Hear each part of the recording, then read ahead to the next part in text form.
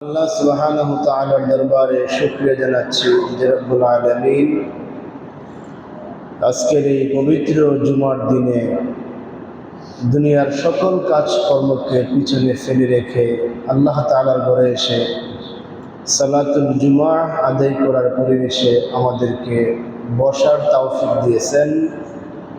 মহাগ্রন্থ আল কোরআনে কারীম থেকে সংক্ষিপ্ত আকারে ধারাবাহিক কিছু কথা শোনার জন্য আমাদেরকে বাছাই করেছেন। এজন্য আমরা মনিবের দরবারে শুকরিয়া জানাচ্ছি, আলহামদুলিল্লাহ।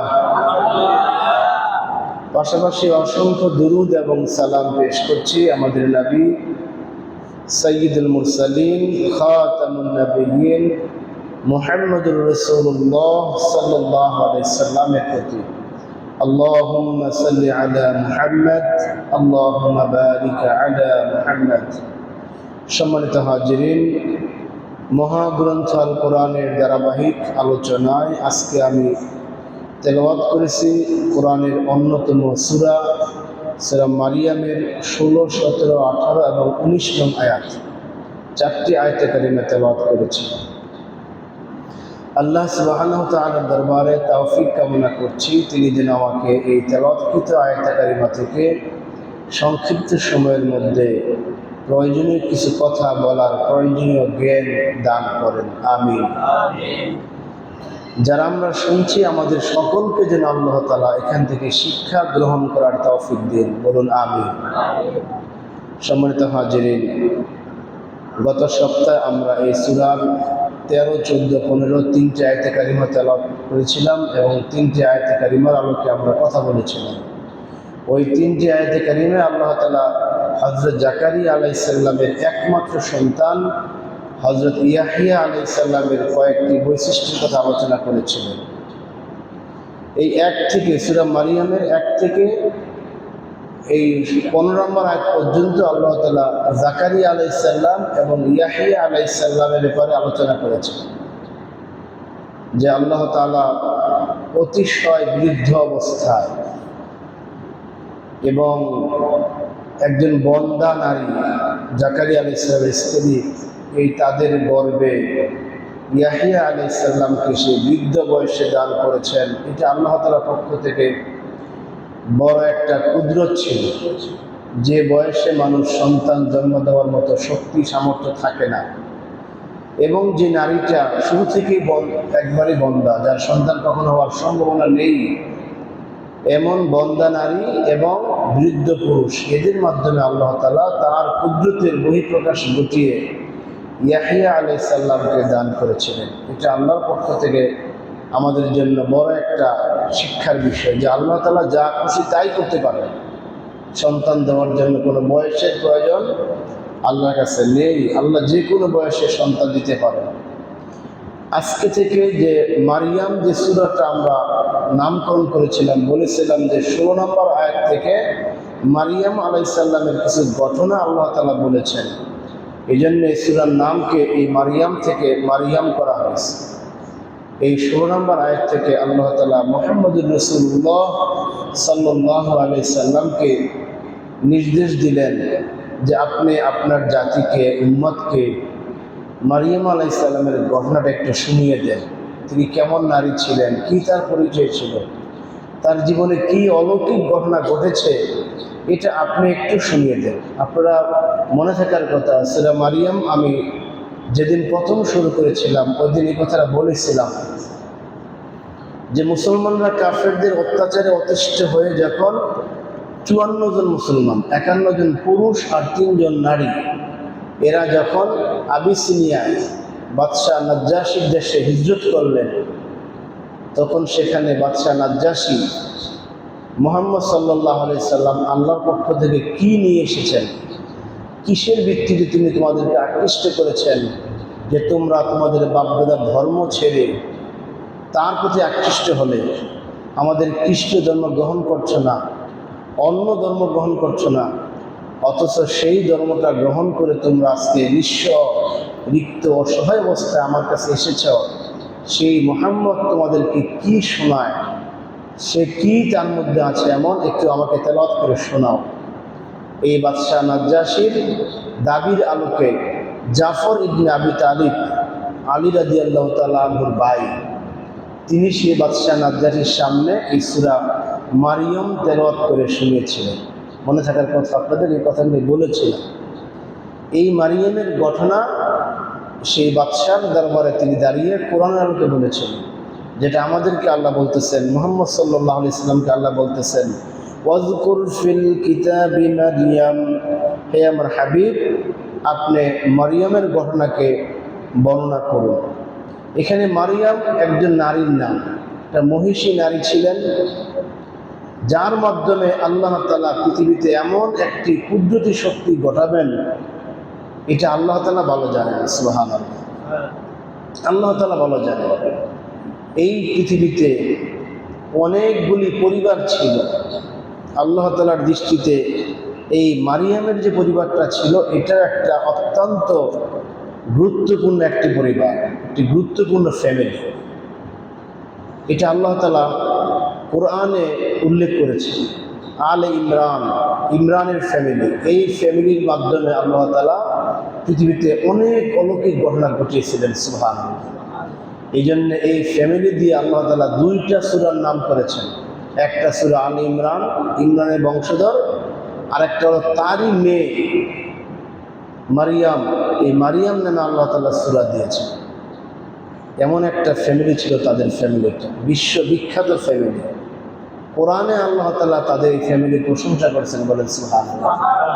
আপনি বর্তমান বিশ্বে যদি কয়েকটা ফ্যামিলির নাম লিখতে বলা হয়, আপনি বলবেন সৌদি আরবের সাউদ ফ্যামিলি, যে সাউদ ফ্যামিলির অবদান সৌদি আরবকে এত বিশাল করেছে, যার ফলে নামটাই চেঞ্জ হয়ে গেছে, তাদের নামে সৌদি আরব। আপনি যদি বলেন খামেনি ফ্যামিলি, ইরাকের সে বিশিষ্ট নেতা আয়াতুল্লাহ খামেনি আল খামেনি, একটা বিশাল পরিবার। আপনি যদি আমেরিকার বুশ পরিবার বলেন, এক বাক্যে সবাই চিনবে। আমাদের ভারতীয় মহাদেশে যদি আপনি বলেন গান্ধী পরিবার, এক বাক্যে সবাই চিনবে না পরিবারগুলো। আমাদের বাংলাদেশে যদি বলেন যে শহীদ প্রেসিডেন্ট জিয়াউর রহমানের পরিবার, জিয়া পরিবার, কে না চিনবে? সবাই চিনবে। আল্লাহ তাআলা এরকমভাবে কোরআনে কয়েকটা পরিবারের কথা উল্লেখ করেছেন। আল্লাহ বলতেছেন, ইন্নাল্লাহা আস্তাফা আদামা ওয়া নূহা ওয়া আলা ইব্রাহিম ওয়া আলা ইমরান আলাল আলামিন। পৃথিবীতে আল্লাহ তাআলা তার ভাষায় তিনি চারটি পরিবারকে প্রতিষ্ঠিত পরিবার বলেছেন। একটা কি? আদামা, একটা হলো আদম আলাইহিস সালামের পরিবার, ওয়া নূহা, দ্বিতীয়টা হলো নূহ আলাইহিস সালামের পরিবার, ও আলা ইব্রাহিম, তৃতীয়টা হলো ইব্রাহিম আলাইহিস সালামের পরিবার, আর চারটা হলো ও আলা ইমরান, ইমরানের স্ত্রী, ইমরানের পরিবার। এই চারটা পরিবারকে আল্লাহ তাআলা পৃথিবীতে প্রতিষ্ঠিত করেছেন। সুতরাং এই কোরআনের বর্ণনা অনুযায়ী আমরা আজকে জানবো যে মরিয়ম আলাইহিস সালাম কে ছিলেন। আল্লাহ যে বললেন, ওয়াজকুর ফিল কিতাবি মারিয়াম, হে আমার হাবিব, আপনি এই কিতাবে মারিয়ামের বিষয়গুলি আপনি বলে দিন মানুষকে। আপনারা জানেন এই কথা যে আলে ইমরান হলো ইমরান এর পরিবারবর্গ। আল্লাহ তাআলা সূরা ইমরানের মধ্যে বিস্তারিত আলোচনা করেছেন। ইয ক্বালাত ইমরাতু ইমরান রাব্বি ইন্নী নাযারতু লাকা মা ফি বাতনি মুহাররারান ফাতাকাব্বাল মিন্নী ইন্নাকা আনতাস সামিউল আলীম। আল্লাহ বলতেছেন, যখন এই মারিয়াম তার মায়ের পেটে আসলো, মারিয়াম আলাইহিস সালামের বাপের নাম ছিল ইমরান, তার স্ত্রীর নাম ছিল হান্না। ওই স্ত্রীর গর্ভে যখন এই সন্তানটা আসলো, তার আর কোনো সন্তান হয় নাই, দীর্ঘ অনেক দিন পর্যন্ত সন্তান হয় না। আর মারিয়াম আলাইহিস সালামের পিতা ছিলেন বাইতুল মুকাদ্দাসের ইমাম ছিলেন, বাইতুল মুকাদ্দাসের ইমাম ছিলেন তিনি। তখন এই তার পেটে দীর্ঘ অনেক দিন পরে যখন একটা সন্তান আসলো, এই মারিয়ামের মা ইমরাতু ইমরান, ইমরানের স্ত্রী বললেন, রব্বি ইন্নী নাযারতু লাকা মা ফি বাতনি, হে আমার রব, আমার পেটে যে সন্তানটা আছে, এই সন্তানটা আমি তোমার জন্য মুহাররারান, তোমার রাস্তায় অক্ষ করে দিলাম। বলে সুবহানাল্লাহ। যে এই সন্তান প্রতি আমার কোনো দাবি নাই, সে বড় হয়ে আমাকে রোজগার করে আমাদেরকে দেখাশোনা করবে, এরকম কোনো দাবি আমার নাই। এই সন্তানটা ভূমিষ্ঠ হওয়ার সাথে সাথে নজরানা হিসাবে, মান্যত হিসাবে আমি তোমার ঘরের খেদমতের জন্য আমি দান করে দিব। অর্থাৎ এই সন্তানটা আজীবন দিনের পথে থাকবে, আজীবন এই বাইতুল মুকদ্দাসের খেদমত সে করবে, তার প্রতি আমার কোনো চাওয়া পাওয়া নাই। ফাতাকাব্বাল মিন্নি, সুতরাং তুমি আমার পক্ষ থেকে এই সন্তানটা কবুল করো। এই পেটের মধ্যে থাকতেই তিনি দোয়া করলেন যে সন্তানটা কবুল করো। ইন্নাকা আনতাস সামিউল আলিম, নিশ্চয় আপনি সব কিছু শুনেন এবং সব জানেন। আমার এই পেটের সন্তানটা আপনাকে আমি দান করে দিলাম এই ঘরের জন্য। যখন এই মারিয়াম, যখন এই তার মা যখন এই মান্যত করলেন, তার পিতা ছিলেন ইমরান, ছিলেন বাইতুল মুকদ্দাসের পেশ ইমাম। এটা মোটামুটি এলাকাবাসী জেনে ফেললেন। জানার পর এলাকাবাসী ওটাকে গ্রহণ করলেন, দোয়া করলেন, এবং তারা এই সন্তানটা দুনিয়াতে আসার জন্য সবাই অপেক্ষা করতে লাগলেন। আর মারিয়ামের মাও নিজেকে সতর্ক অবস্থায় চলাফেরা করতে লাগলেন, যাতে তার কারণে সন্তানের কোনো ক্ষতি না হয়, সন্তানরা যেন কোনো প্রকার কষ্ট না পায়, নষ্ট না হয়, কারণ এটা তিনি আল্লাহর জন্য ওয়াকফ করে দিয়েছেন। সুতরাং এটাকে উত্তম রূপে তিনি বহন করতে লাগলেন, সর্বোচ্চ সতর্কতার সাথে তিনি দিন যাপন করতে লাগলেন, যাতে করে সন্তানের কোনো ক্ষতি না হয়। এরপরে যখন এই সন্তান ভূমিষ্ঠ হলো, সূরা আল ইমরানের 36-37 নম্বর আয়াত, 36 নম্বর আয়াত আল্লাহ বলতেছেন, ফালাম্মা ওয়াদা'তাহা ক্বালাত রাব্বি ইন্নী ওয়াদা'তুহা উনসা। যখন এই সন্তান ভূমিষ্ঠ হলো, তখন মারিয়ার মা হতাশ হয়ে গেলেন। তিনি বললেন, ক্বালাত রাব্বি ইন্নী ওয়াদা'তুহা উনসা, হায় আল্লাহ, এটা কি হলো? আমি তো একটি কন্যা সন্তান প্রসব করলাম।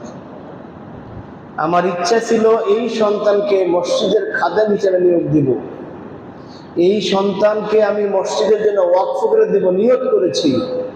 এখন তো কন্যা সন্তান হলো, এই কন্যা সন্তানকে আমি মসজিদের খেদমতে দেই কিভাবে?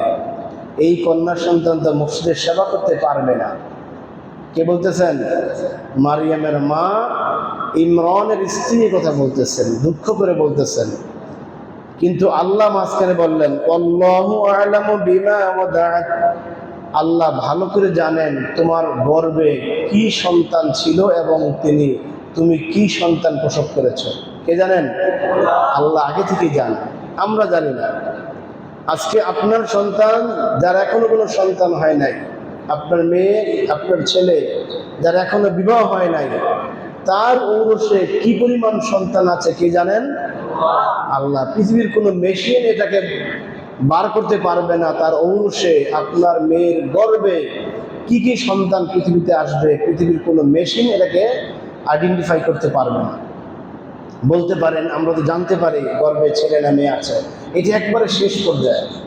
যখন আল্লাহ তাআলা সেখানে আত্মা দেন, সেটা জীবন্ত অবস্থায় হয়, সমস্ত অঙ্গ প্রত্যঙ্গ যখন আল্লাহ সন্তানকে দিয়ে দেন, তখন আধুনিক প্রযুক্তি মেশিনের মাধ্যমে, আল্ট্রাসাউন্ডের মাধ্যমে আমরা অনেক সময় জানি ছেলে না মেয়ে। কিন্তু মূলত আল্লাহ তাআলা বহু আগে থেকেই এই খবর রাখেন, কার ঔরসে, কার গর্ভে কি সন্তান পৃথিবীতে আসবে।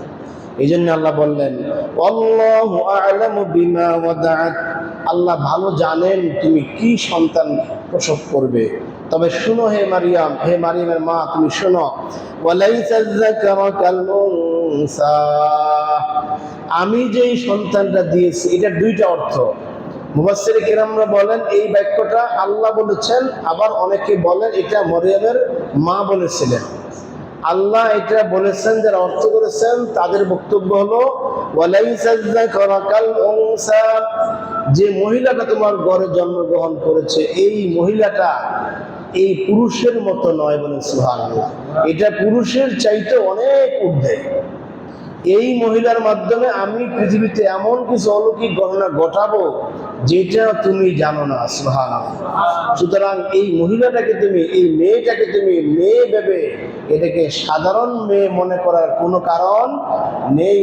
অনেক পুরুষ আছে এই মহিলার সমান হবে না বলেন সুবহানাল্লাহ।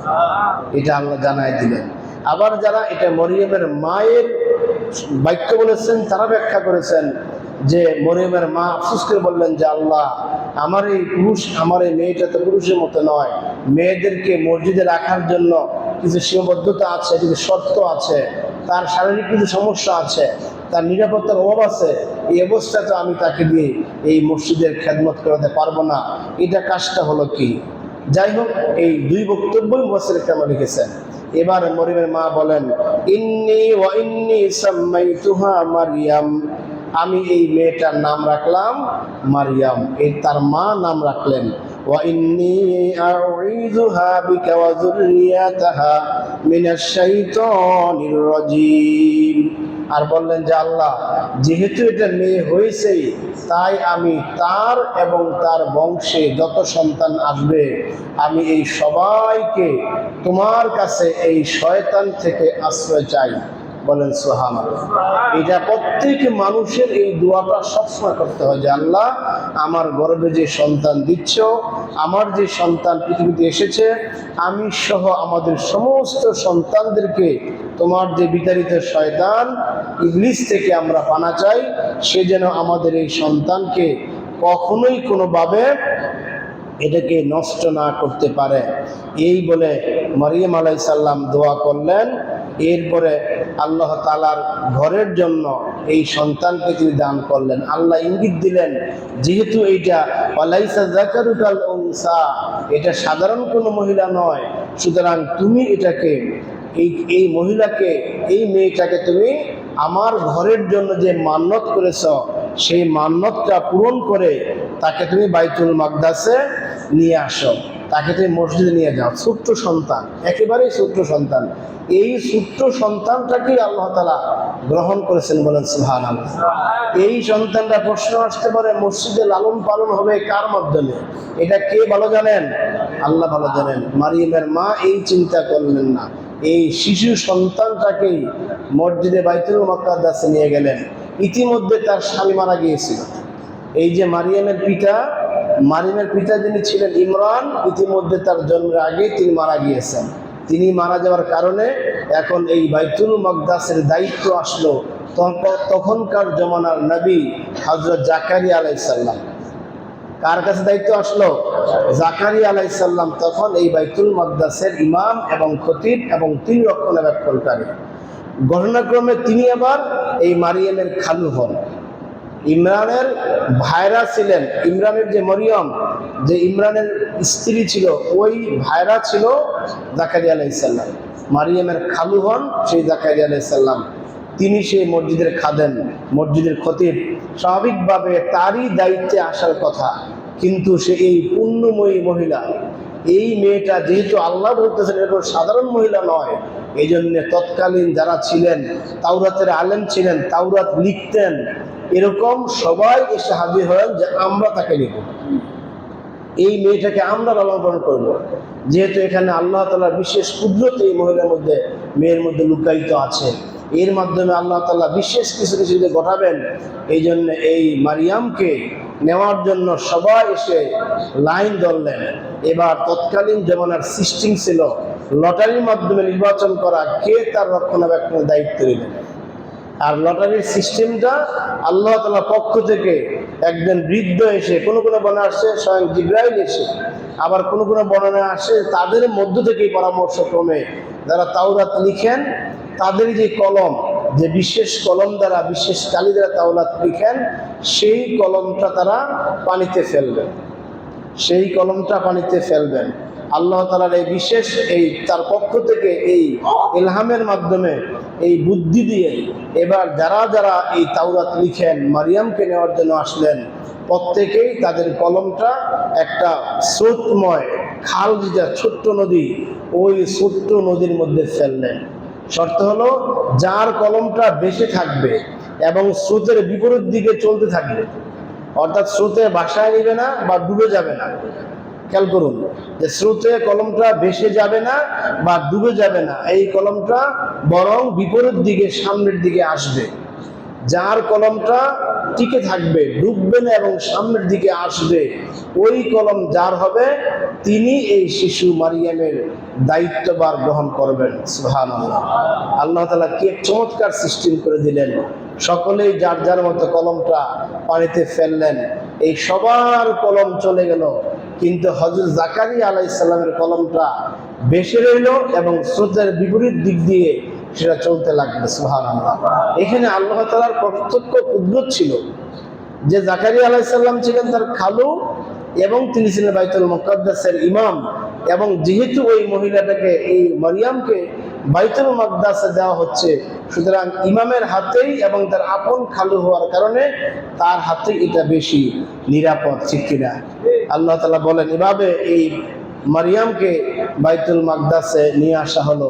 তার জন্য একটা মসজিদের কোনায় একটা কামরা, পর্দা দিয়ে একটা কামরা, সুন্দর করে একটা কামরা বানিয়ে দেওয়া হলো। এই ছোট্ট শিশুটাকে সেখানেই রাখা হলো। সেখানে মায়ের দুধের প্রয়োজন হলো না। তার প্রস্রাব পায়খানা পরিষ্কার করার জন্য দুনিয়ার কোনো দাস দাসীর প্রয়োজন হয় না। বলেন সুবহানাল্লাহ। আল্লাহ বলছেন সূরা আল ইমরানে, ফাতাকাব্বালাহা রাব্বুহা বিকাবুলিন হাসানিন। আল্লাহ তাআলা এই সন্তানটাকে খুব সুন্দর করে গ্রহণ করলেন। বিকাবুলিন হাসানিন, খুব সুন্দর করে গ্রহণ করলেন। শুধু তাই নয়, ওয়া আনবাতাহা নাবাতান হাসানা, এবং তিনি খুব সুন্দর করে এই সন্তানটাকে লালন পালন করতে লাগলেন। কে? স্বয়ং আল্লাহ দায়িত্ব নিলেন। সুবহানাল্লাহ। এমন একজন মহিয়াসী নারী ছিলেন মরিয়ম, যাকে আল্লাহ তাআলা বেহেশতি খাবার খাইয়ে এই পৃথিবীতে বড় করেছেন। সুবহানাল্লাহ। সেই মারিয়ামের ঘটনা বর্ণনা করার জন্য আল্লাহ বলতেছেন, ওয়াজকুর ফিল কিতাবি মারিয়াম। হে আমার হাবিব, আপনি আপনার উম্মতকে এই মারিয়ামের কাহিনী শুনিয়ে দিন। এই মারিয়াম যখন তাকে নির্দিষ্ট কামরা রাখা হলো, সেই নির্দিষ্ট কামরায় মাঝে মধ্যে তার খোঁজ খবর নেওয়ার জন্য জাকারিয়া আলাইহিস সালাম যাইতেন। যেহেতু তিনি ছিলেন তার খালু এবং মসজিদের প্রধান ইমাম খতিব ছিলেন, তিনি দায়িত্বশীল ছিলেন তিনি, এই জন্য তিনি যখনই সেই কামরায় যাইতেন সেখানে তিনি অলৌকিক কিছু দৃশ্য দেখতে পাইতেন। সুবহানাল্লাহ। তিনি কিন্তু আল্লাহ নবী ছিলেন, জাকারিয়া আলাইহিস সালাম আল্লাহ নবী ছিলেন। কোনটা অলৌকিক ঘটনা, কোনটা কারামত, কোনটা অলৌকিক মুজিজা, ওইটা তিনি ভালো করে জানতেন। কুল্লামা দাখালা জাকারিয়াল মিহরাব, যখনই তিনি সেই মেহরাবে যাইতেন, আল্লাহ বলতেছেন সূরা আল ইমরানের 37 নম্বর আয়াতে, কুল্লামা দাখালা জাকারিয়াল মিহরাব, এই মেহরাবে অর্থাৎ ওই কামরাতে, যে কামরার মধ্যে রাখা হয়েছে এই শিশু মারিয়ামকে, যখনই তিনি সেখানে যাইতেন, ওয়াজাদা ইনদাহা রিজকা, সেখানে গিয়ে দেখতেন তার টেবিলের মধ্যে হরেক রকম খাবার। সুবহানাল্লাহ। যেই খাবারগুলি সাধারণত এই দেশে পাওয়া যায় না, এত উন্নত মানের ফল, এত উন্নত মানের রুটি, এত উন্নত মানের পাকানো গোশত, এত উন্নত মানের দুধ, এত উন্নত মানের যে তৎকালীন যে খাবারগুলি ছিল তাদের সাধারণত তারা যা খাইতেন, সেই ব্যতিক্রম খাবারগুলি সেই কামরার মধ্যে পাইতেন। সুবহানাল্লাহ। ব্যতিক্রম তো হবেই, এই খাবার তো দুনিয়ার কোনো সাধারণ খাবার নয়, এগুলা কিসের খাবার? বেহেশতের খাবার। যেহেতু আল্লাহ তাআলা নিজ দায়িত্বে এই সন্তানকে লালন পালন করছেন, এই জন্য তিনি সেখানে এই বিভিন্ন খাবার দিতেন। এই খাবারগুলি দেখে জাকারিয়া আলাইহিস সালাম বলতেন, ক্বালা ইয়া মারিয়াম আন্না লাকি হাযা, হে মারিয়াম, এই ব্যতিক্রম খাবারগুলি তোমার কাছে কোত্থেকে আসে? সুবহানাল্লাহ। জাকারিয়া আলাইহিস সালাম জিজ্ঞেস করলেন, ইয়া মারিয়াম আন্নী লাকি হাযা, এগুলো কোত্থেকে আসে? ক্বালাত হুয়া মিন ইনদিল্লাহ, এই মারিয়াম বললেন যে এগুলি আল্লাহর কাছ থেকে আসে। বলেন সুবহানাল্লাহ। এই মারিয়াম এই ইতিমধ্যে আস্তে বড় হচ্ছেন, কথা বলার বয়স তার হয়েছে, এই জন্য বললেন যে ইনদিল্লাহ, এগুলি আল্লাহর পক্ষ থেকে আসছে। ইন্নাল্লাহা ইয়ারযুকু মান ইয়াশাউ বিগাইরি হিসাব, আল্লাহ তাআলা ইচ্ছা করলে মানুষকে বিনা হিসাবে রিজিক দান করেন। সুবহানাল্লাহ। এই মারিয়াম এই স্বীকৃতি দিলেন জাকারিয়া আলাইহিস সালামকে। এই জাকারিয়া আলাইহিস সালাম তার খালু ছিলেন, তখনও তিনি কিন্তু তার সন্তান হয় নাই। আমরা যে এই সূরার শুরুতে জাকারিয়া আলাইহিস সালামের সন্তান আল্লাহর কাছে চেয়ে আনলেন ইয়াহিয়া আলাইহিস সালামকে, তার আগের ঘটনা এই ঘটনা। তিনি এই ফুটফুটের সুন্দর সন্তানটা দেখে তার মায়া হলো যে আল্লাহ, আমি তো বৃদ্ধ মানুষ, আমার তো সন্তান হয় নাই, এরকম একটা ফুটফুটের সন্তান যদি আমার হতো। জাকারিয়া আলাইহিস সালাম তখন তিনি এই সন্তানকে দেখে সন্তানের প্রতি ভালোবাসা, মায়া, মমতায় তিনি আল্লাহর কাছে সন্তান চেয়েছিলেন। পরে আল্লাহ তাআলা তাকে ইয়াহিয়া আলাইহিস সালামকে দান করেছিলেন। সম্মানিত সুধী মণ্ডলী, এইভাবে আল্লাহ তাআলা এই মরিয়মকে প্রতিষ্ঠিত করেছেন। এই মরিয়ম যখন বড় হয়ে গেল, এখন তার বয়স হয়ে গেল 11 বছর তার পূর্ণ হলো, 10 বছর তার পূর্ণ হলো, তার মাসিক হওয়ার সময় হয়ে গেল। তার যখন মাসিক হয়ে গেল, ঋতুস্রাব হয়ে গেল, তখন তো আর মসজিদে থাকা যায় না। মহিলাদের যখন ঋতুস্রাব হয়, ওই মহিলারা মসজিদে আসতে পারবে না। ঋতুস্রাব অবস্থায় মহিলারা কাবার প্রান্তে যেতে পারবে না, কোরআন স্পর্শ করতে পারবে না, তার জন্য নিষেধ। এই মারিয়াম আলাইহিস সালাম আল্লাহ প্রদত্ত ইলমের মাধ্যমে, জ্ঞানের মাধ্যমে তিনি বুঝতে পারলেন আমি যে এখন মাসিক আমার হয়ে গেল, এখন আমি এখানে আর থাকতে পারবো না। এই জন্য আয়াতের পর অংশে বলতেছেন ইযান তাবাদাত মিন আহলিহা মাকানান শারকিয়্যা, তখন তিনি মসজিদ থেকে বের হয়ে এই মসজিদের পূর্ব কোণের দিকে একটা নির্দিষ্ট জায়গায় তিনি আবার তার জন্য একটা কামরা বানিয়ে তিনি সেখানে দিন যাপন কাটতে লাগলেন। সেই কয়েকটা দিন যখন কাটতে লাগলো, তিনি আবার মসজিদে চলে আসলেন। এরকম কয়েক মাস চললো। কয়েক মাস চলার পর আয়াতের পরবর্তী আয়াতে আল্লাহ তাআলা বলতেছেন, কয়েক মাস যখন সে অতিবাহিত করলো অবস্থায়, এখন তো একটা পূর্ণ যৌবন তার মধ্যে ফিরে আসছে। এই পূর্ণ যৌবন যখন তার মধ্যে ফিরে আসছে, তিনি সব সময় আল্লাহর জিকির করতেন, সব সময় নামাজ পড়তেন, সেজদা করতেন, রুকু করতেন, তাসবিহ তাহলিল পাঠের মাধ্যমে তিনি এই মসজিদে সময় কাটাতেন। আর বাহিরে যত মানুষ ছিল, ভক্তবৃন্দ, সবাই তাকে উদ্দেশ্য করে বিভিন্ন মান্যত করত, বিভিন্ন খাবার তাকে দিত। এমনকি এরকমও ছিল, তিনি যে কয়েকদিন মসজিদের পূর্ব পাশে কোনো একটা এলাকায় ছিলেন, সেই দিকে ফিরে অনেকে নামাজে পড়তো, অনেক ইহুদিরা সেদিকে ফিরে বাইতুল মাকদাসকে কেবলা না করে মারিয়ামকে কেবলা বানিয়ে অনেকে সেখানে নামাজও পড়তো। এরকম অতি বাড়াবাড়ি তখনও ছিল, এখনো আছে। অনেক মানুষকে সিজদা করে, অনেক মানুষকেই নিজের আপন মনে করে। তৎকালীন সময় এটা ছিল। শয়তানি সব জায়গায় চলে, ঠিক না? একেবারে সে আদম আলাইহিস সালামকে বেহেশত থেকে বের করা পর্যন্ত, কিয়ামত পর্যন্ত শয়তান তার শয়তানি চালিয়ে যাবে। এই মরিয়মকে একদল এরকম ভাবে গ্রহণ করেছিল যেটা বলার মতো নয়, প্রকাশ করার মতো নয়। এই মরিয়ম যখন এক সময় বড় হলেন, বয়স্ক হলেন, হঠাৎ করে আল্লাহ তাআলা তার কাছে ফেরেশতা জিবরাইলকে পাঠালেন একটা পরিপূর্ণ পুরুষের রূপ দিয়ে। বলেন সুবহানাল্লাহ। একটা যুবক পুরুষের রূপ দিয়ে এই মারিয়ামকে, সেই মারিয়ামের কামরায় জিবরাইলকে পাঠালেন। আল্লাহ বলতেছেন ফাত্তাখাযাত মিন দুনিহিম হিজাবান, মারিয়াম যখন পূর্ণ পর্দা করতে লাগলেন, তিনি তার পর্দা টেনে দিয়ে যখন তিনি তার কামরায় একনিষ্ঠভাবে আল্লাহর ধ্যানে মগ্ন সময় কাটাতেন, ফারসালনা ইলাইহা রূহানা ফাতামাসসাল লাহা বাশারান সাওয়্যা, তখন আমি তার কাছে আমার পক্ষ থেকে আমার রূহানা, আমার রূহটাকে দিয়ে, অর্থাৎ রূহ বলতে এখানে ঈসা আলাইহিস সালামকে বুঝিয়েছেন। কাকে? ঈসা আলাইহিস সালামকে বুঝিয়েছেন, যাকে রূহুল্লাহ বলা হয়। আপনারা জানেন যে ঈসা আলাইহিস সালামের উপরে কি ছিল? রূহুল্লাহ, আল্লাহর রূহ। আল্লাহ বলতেছেন ফারসালনা ইলাইহা, আমি সেই মারিয়ামের নিকট রূহানা, আমার রূহ দিয়ে পাঠালাম। ফাতামাসসালা লাহা বাশারান সাবিয়্যা, একেবারে একটা পুরুষের রূপ দিয়ে, সুবহানাল্লাহ, একটা যুবক পুরুষের রূপ দিয়ে আমি সেখানে পাঠালাম আমার রূহটা বহন করে জিবরাইল আলাইহিস সালামকে। এই জিবরাইল আলাইহিস সালামকে হঠাৎ করে তার রুমে দেখে এই মারিয়াম ভয় পেয়ে গেলেন। এটা ভয় পাওয়ার কথা, কারণ তার এই কামরায় তার খালু ছাড়া আর কেউ আসে না। তৎকালীন ধর্মে খালু গায়রে মুহাররম ছিলেন। আমাদের বর্তমান বিধানে খালুর সাথে দেখা করা জায়েজ নাই। খালুর সাথে দেখা করা কি নাই? মেয়েদের জায়েজ নাই, আপন খালু হোক আর যে কোনো খালু। কিন্তু তৎকালীন সময় তাওরাতে সেটা জায়েজ ছিল। এই জন্য জাকারিয়া আলাইহিস সালাম অবাধে সেখানে আসতেন, যাইতেন। সেই জাকারিয়া আলাইহিস সালাম ছাড়া অন্য কোনো পুরুষ সেখানে যাওয়ার অনুমতি ছিল না। সবাই বাইরে থাকতেন, রক্ষণাবেক্ষণ করতেন, তাকে দেখভাল করতেন, তার প্রয়োজনীয় খাবার তাকে সেখানে পৌঁছে দিতেন। কিন্তু যখন এই মারিয়াম যখন সেখানে একটা অচেনা একটা যুবক পুরুষ দেখলেন, তখন তিনি ভয় পেয়ে গেলেন।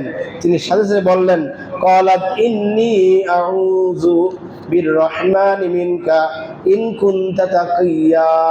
তিনি সেই পুরুষ জিব্রাইলকে বললেন, তুমি যদি সত্যিকার অর্থে আল্লাহকে ভয় পাও, তাহলে আমি তোমার এই অন্যায় কাজ থেকে আমি আল্লাহর কাছে, রহমানের কাছে আশ্রয় চাই। বলেন সুবহানাল্লাহ।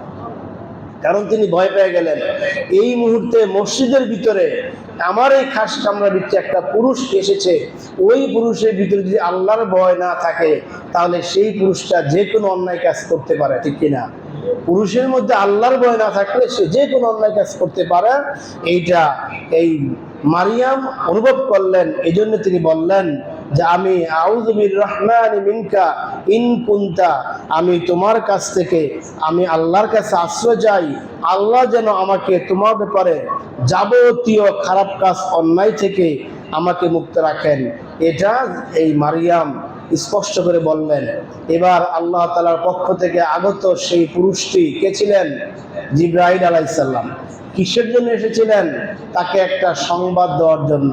আল্লাহ তাআলার পক্ষ থেকে সেই জিবরাইলটা বললেন ক্বালা ইন্নামা আনা রাসূলু বিকা লিআহাবা লাকি গুলামান যাকিয়া। তিনি বললেন যে তোমার টেনশন করার কোনো কারণ নাই, আমাকে দেখে ভয় পাওয়ার কোনো কারণ নাই। ইন্নামা, নিশ্চয় আমি রাসূলুম রব্বিকা, তুমি যে রবের দাসত্ব করছো, তুমি যে রবের সন্তুষ্টি অর্জন করার জন্য মসজিদে বসে সারাক্ষণ জিকির আজকার করছো, সেজদা করতেছো, নামাজ পড়তেছো, আমি সেই রবের পক্ষ থেকে একজন রাসূল অর্থাৎ দূত, বার্তাবাহক তোমার কাছে আমি এসেছি। লিআহাবা লাকি গুলামান যাকিয়া, আমি তোমাকে একটি পবিত্র গোলামের সুসংবাদ দিতে আসছি। বলেন সুবহানাল্লাহ। এই গোলাম শব্দের অর্থ হলো সন্তান। গোলাম শব্দটি আরবিতে বলা হয় মুশতারেক, এটা সব জায়গায় সব অর্থে আসে না। যেমন অনেক সময় গোলাম রসুল, রসুলের সেবক, দাস, আবার গোলামুল্লাহ, আল্লাহর বান্দা। এখানে গোলাম বলতে আল্লাহর বান্দা বুঝিয়েছেন যে তোমাকে আমি একটা সংবাদ দিব আল্লাহর বান্দা হিসাবে। মরিয়ম এই বক্তব্য শুনে তিনি এটাকে স্বাভাবিকভাবে নিতে পারেন নাই। অবাক হওয়ার কথা, যখন একটা অবিবাহিত নারী, তার বিবাহ হয় নাই, এই অবস্থায় তার গর্ভের সন্তান হবে কিভাবে? প্রশ্ন আছে না? তিনি সাথে সাথে বললেন ক্বালাত আন্না ইয়াকুনু লি গুলামু ওয়া লাম ইয়ামসাসনি বাশারুন ওয়া লাম আকু বাগিয়া। হে ভাই জিবরাইল, আল্লাহর ফেরেশতা, আন্না ইয়াকুনু লি গুলাম, আমার দ্বারা কিভাবে একটা সন্তান হবে? ওয়া লাম ইয়ামসাসনি বাশারুন, অথচ ইতিপূর্বে কোনো পুরুষ আমাকে স্পর্শ করেনি। বলেন সুবহানাল্লাহ। অর্থাৎ আমার বিয়ে হয় নাই, আমার দ্বারা সন্তান হবে কিভাবে?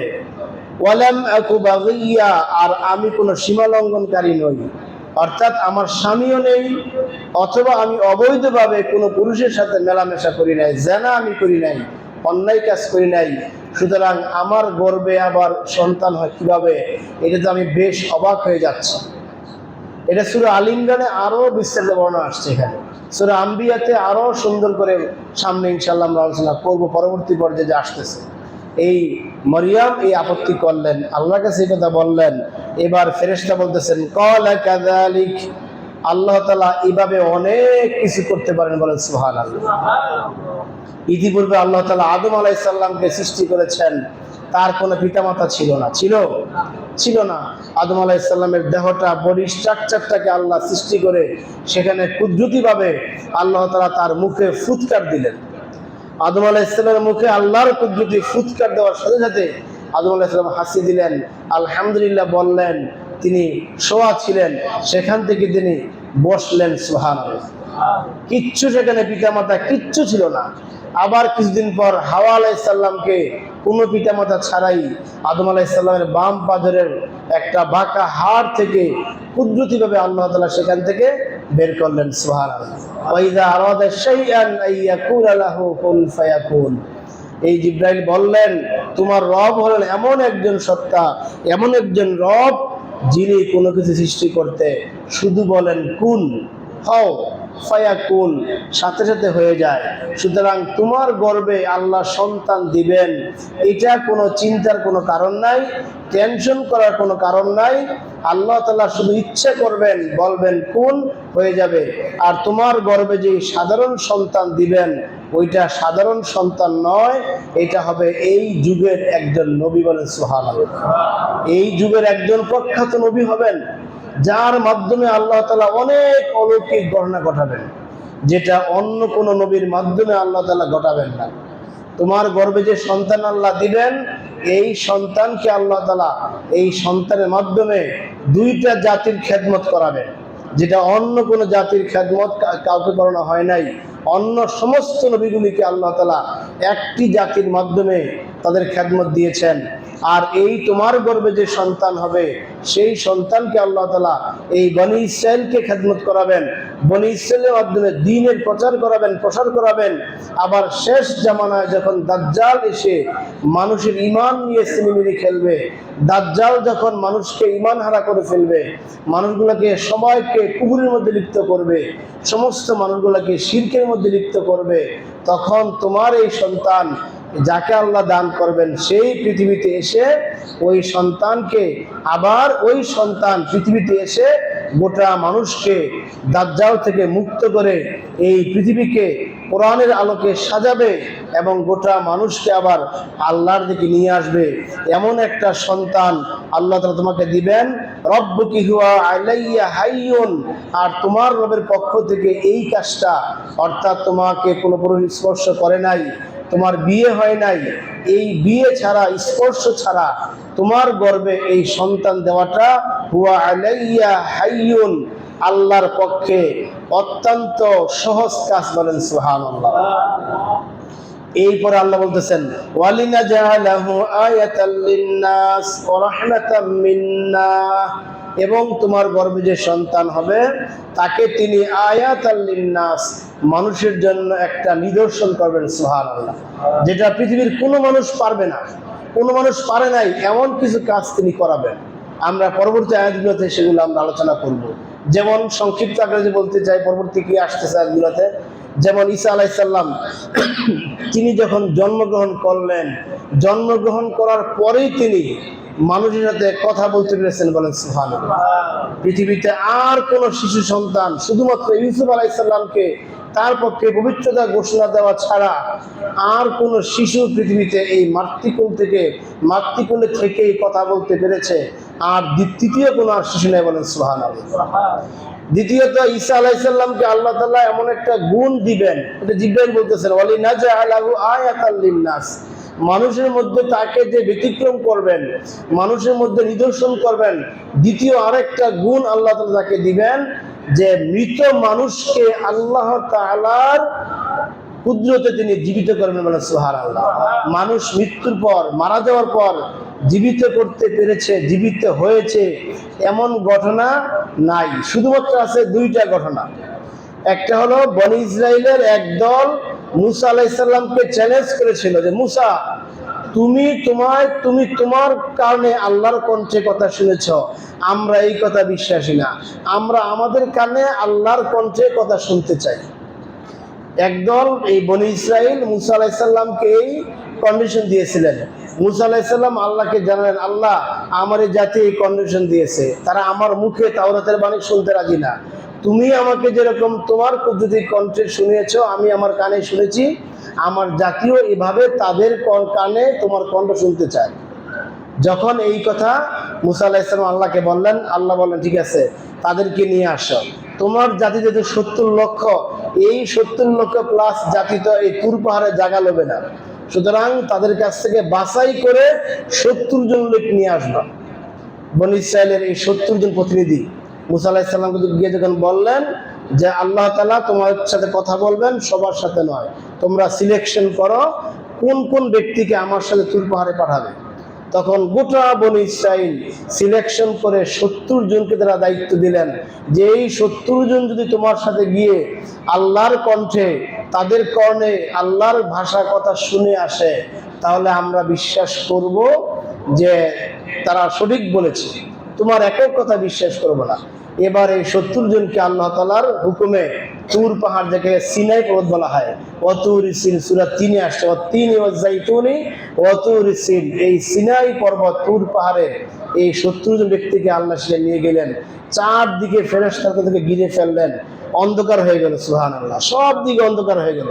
দিনের বেলা এই যেই অবস্থায় তারা ছিলেন চারদিকে এরকম ফেরেশতারা ঘেরাও করে ফেললেন, একটা পর্দা পড়ে গেল।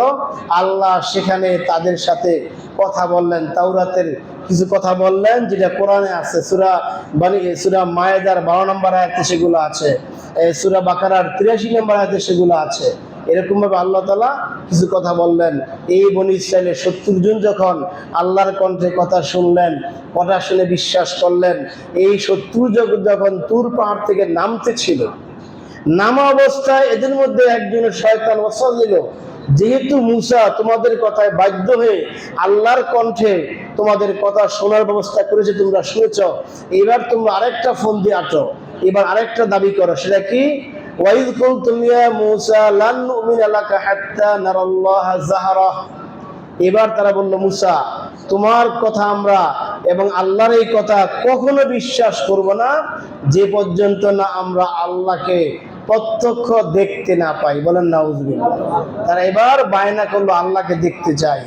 এই বায়না যখন করলো, সাথে সাথে এবার মূসা আল্লাহর কাছে বলতে হয় নাই, আল্লাহ তো সব জানেন, দেখতেছেন। সাথে সাথে এমন এক ভয়ঙ্কর শব্দ সেখানে হলো, এমন এক ভয়ঙ্কর আওয়াজ হলো, সেই ভয়ঙ্কর আওয়াজে মূসা ছাড়া 70 জন সবাই মাটিতে পড়ে মারা গেলেন, সুবহানাল্লাহ। এবার মূসা আলাইহিস সালাম বেকা যা বললেন যে জাতির কাছে আমি এখন যে কি বলবো, যে আমি বাঁচলাম সবাই মারা গেল, এই জাতির কাছে আমি গেলে তারা আমাকে আস্থা রাখবে না। এই জন্য তিনি আল্লাহর কাছে বললেন, আল্লাহ যা হওয়ার হয়েছে বাড়িতে গিয়ে হোক, এই গোষ্ঠী সব মরক, বাড়ি থেকে মরক, দয়া করে এই মানুষগুলোকে জীবিত করো যাতে আমি যেতে পারি। সুবহানাল্লাহ। মূসা আলাইহিস সালামের দোয়ার বরকতে আল্লাহ তাআলা এই 70 জন মানুষকে জীবিত করেছিলেন, সুবহানাল্লাহ। পৃথিবীর ইতিহাসে এই মৃত্যুর পর জীবিত হয়েছে এই 70 জন মানুষ, আর কাউকে আল্লাহ তাআলা মৃত্যুর পর জীবন দেন নাই। আসরে কাহাফ ঘুমিয়েছিলেন। আরেকজন অলি, আল্লাহ অলির কথা পাওয়া যায়, সূরা বাকারার শেষ বলা আছে, যিনি একদিন রাস্তা হাঁটতেছিলেন, হাঁটার সময় দেখলেন যে এই একটা জাতি এখানে ছিল, যেই জাতির বাড়ি ঘরগুলো উল্টানো, গাছগুলা উল্টানো, পুরা একবারে সব লন্ডভন্ড হয়ে আছে।